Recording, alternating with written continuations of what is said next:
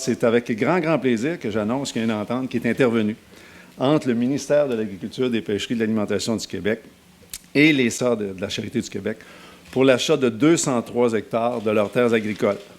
Situées en plein cœur de la ville de Québec, c'est des terres qui étaient convoitées, on le comprend, dans un contexte d'urbanisation. Puis pour nous, il était très important de poser un geste fort pour venir en pérenniser leur vocation.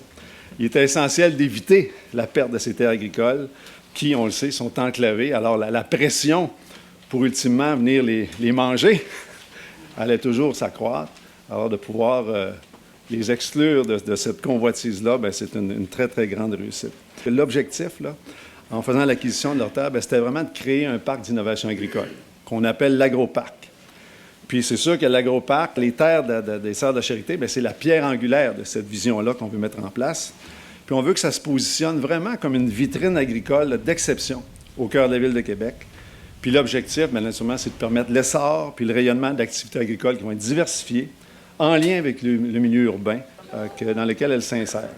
C'est vraiment remarquable, le projet qu'on veut développer ici sur les terres des Sœurs de la Charité, pour en faire quelque chose qui va rester dans la communauté, qui va rester bénéfique pour la communauté, qui va, comme je l'ai dit, être une espèce de vitrine, une espèce de laboratoire où les autres régions, les autres, même le reste du pays, etc., va pouvoir regarder ce qu'on fait ici et peut-être s'en inspirer parce que cette volonté-là d'innovation, d'avoir une agriculture urbaine de plus en plus moderne, de plus en plus axée sur les besoins de la population, l'autosuffisance, l'autonomie alimentaire, c'est un des contre-coups de la pandémie. Tout le monde a cette volonté-là actuellement. Nous, c'est notre façon de laisser quelque chose à la société. C'est un legs de notre part. On est consciente que, bien sûr, on aurait pu avoir beaucoup plus pour ces terres, mais nous, c'est pas juste une question d'argent.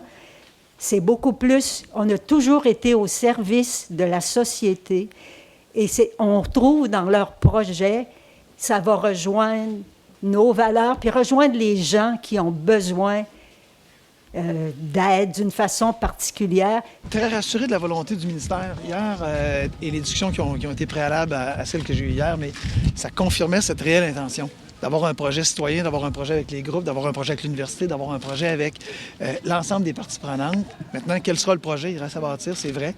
Alors, pour l'instant, on est bien placé. Moi, j'avais demandé à la ministre de la Capitale-Nationale qu'il y ait des consultations qui soient faites pour que ce projet-là soit vraiment par et pour la communauté.